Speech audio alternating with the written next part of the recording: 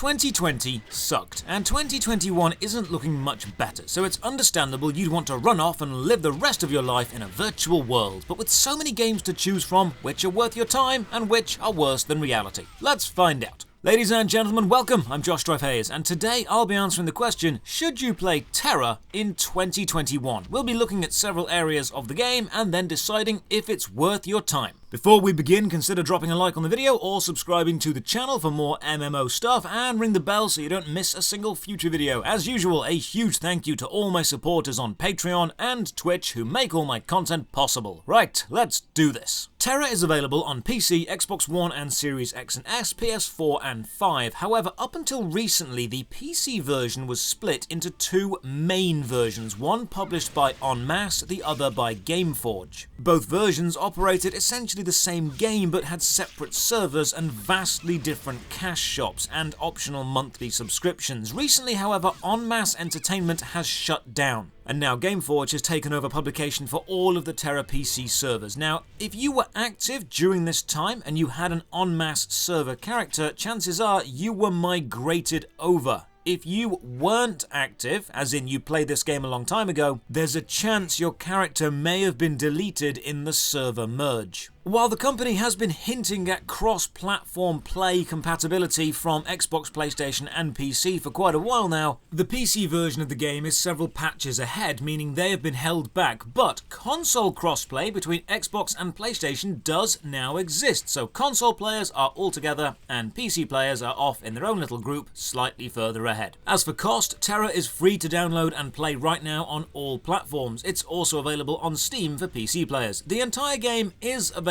without paying anything, but there is a cash shop and an optional monthly VIP subscription. The cash shop is mostly cosmetic, but you have to remember this is an Eastern game, which means the cosmetics are ridiculous. The stuff you can buy here completely destroys any sense of immersion, and they've crossed every culture together that you can imagine. A few years ago, they had an official partnership with the anime Attack on Titan, meaning you can get the Attack on Titan outfit, or you can get a SWAT police officer outfit. You can even get a car mount, or you can get whatever this is. If you play TERA, be prepared to see people running around looking like they ran through a fancy dress shop covered in superglue. The optional monthly sub, called the TERA Club, also adds a load of benefits, but is super sneaky to find. There's almost no mention of it on the website. You can only find it through the in-game cash shop. Being in the TERA Club gives you an exclusive flying mount, making travel super easy, more dungeons per day, bonus daily rewards, and free XP and damage boosting items along with more loot. It's 11 quid a month, and honestly, if you're playing casually, it is not worth it. For themes, TERA stands for the exiled realm of Arborea and is set in a mostly fantasy land with the odd splash of futuristic sci-fi. While the game starts pretty fantastical and medieval, you'll quickly discover that some classes use giant bomb-shooting laser cannons and some enemies are robotic creations. TERA's art style is best described as over-the-top. The men are all steroided-up, muscle-bound hunks, the women are super sleek Victoria's Secret models, and then you've got the Elins, a race of ancient, powerful beings that just happen to look like preteen girls because it's an Eastern game, so of course this race exists. TERA is clearly aiming itself at those people who like hyper-stylized graphics, over-the-top enemies, flashy attacks, and questionable character design. The larger enemies in the game are even referred to as BAMs, which stands for Big Ass Monster. TERA is not a gritty, realistic, or serious game, and it makes no attempt to be.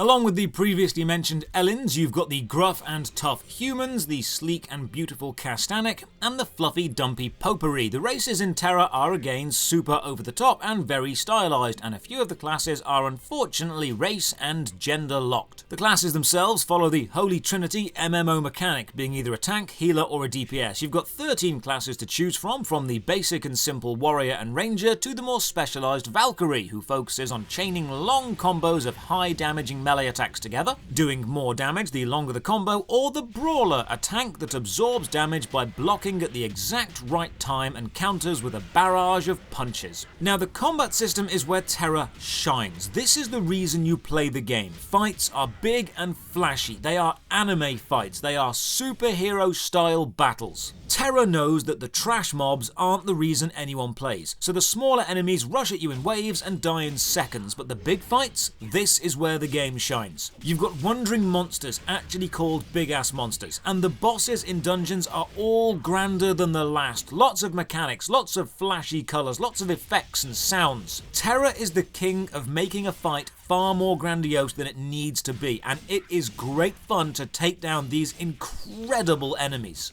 It's an action combat system, meaning you're always aiming at whatever you want to attack, and along with your abilities you've got the chain system. This means you can link several special skills together and activate them one after the other just by pressing the spacebar. It means you can customize your long combos to happen at the press of a single button. Now some abilities need others to be activated first, so this system helps a lot. Plus, when you get knocked down, you can start a retaliation chain. The combat system is tailored to make looking and feeling awesome as easy as possible. If you want action combat at the press of a single button, TERA does it best. But can you play solo? Well, honestly, for the leveling process, you're going to have to. While TERA does still have a relatively stable population at the end game, meaning once you are max level, you'll be able to find dungeon groups, while leveling up, you'll be unlikely to bump into anyone that wants to go slow. Which is fine, because the leveling process in TERA is surprisingly quick. You can go from level 1 to maximum in a few days of play, and that's honestly when the majority of content does open up to you. The end game dungeons, and the grinding for better equipment, and the taking on large bosses. But the leveling process is very lonely. Now there is a plot to follow and you can do the basic overworld quests, but as soon as you unlock dungeons, you'll realise they give vast amounts of experience. So if all you're bothered about is getting to higher levels to fight the bosses, and let's be honest, that's what TERA is about, you won't follow the plot. You'll just do the leveling dungeons. The story of TERA is hidden away on a single page deep within the recesses of its website, and it actually contradicts several events in the game because, and this is important, the story of TERA is irrelevant. TERA's plot serves the same purpose as the plot of Smash Brothers or Tekken or Dead or Alive Beach Volleyball. Yes, it's somewhere there to be found, but no one actually cares because everyone's here for the gameplay. If you are looking for a deep, complex world with heavy world building and intriguing political or geographical history, avoid TERA. This game is not for lore hunters. This game is for people who want to punch big things in the face. You will go on a personal journey of this place. You will become the hero of somewhere, and you will save the princess of something, and you'll reclaim the item of someone, but you won't care. No one cares. Not even the writers care. Just go and punch the big thing. How about active players? Well, this is where TERA starts to weaken. I've mentioned how leveling is lonely and how you're unlikely to see anyone else. Well, once you reach the higher levels and access the final city, you'll see there are indeed people standing around, but it feels very end of days. You know that moment when a game isn't dead, but it's not growing either, and you've got the old, jaded veterans stood around in their maxed gear just waiting for something, anything to do, and you've got a few dedicated players helping the new people because new people are so damn rare? It feels like that. I'm sure I'll get people screaming in the comments about how TERA isn't dead, and I'm not saying it's dead, I'm saying it's stagnated. If you reach the endgame of TERA, get ready to join a guild or to start recognizing players because it's likely you'll be playing with the same people again and again and again, and it won't be changing up anytime soon. One odd aspect of TERA is how the gameplay won't change much from start to finish. You'll start killing big things and you'll end killing big things, but your character play style will change heavily when you reach Apex. You see, some classes have the Apex Metamorphosis. This is basically a leveled up, superior version of that class and changes your skills, abilities and playstyle quite a bit. It can be quite an odd feeling to level through the whole game as one class and then apex into a better version and play so differently, but it's another way TERA tries to keep itself fresh. Reaching Apex is when many players say the game begins, so think of it as a week of training your character, then apexing, then starting the real meat of TERA, which is the big dungeons. And my god, I hope you enjoy dungeons, because you'll be doing them a lot. Most of TERA is focused on upgrading your equipment, and doing this needs reagents, and these are found in dungeons, so you grind dungeons for items to improve your weapons, so you can grind more dungeons to get more reagents to improve your dungeon grinding ability. Look, honestly, the process of doing the dungeons is fun.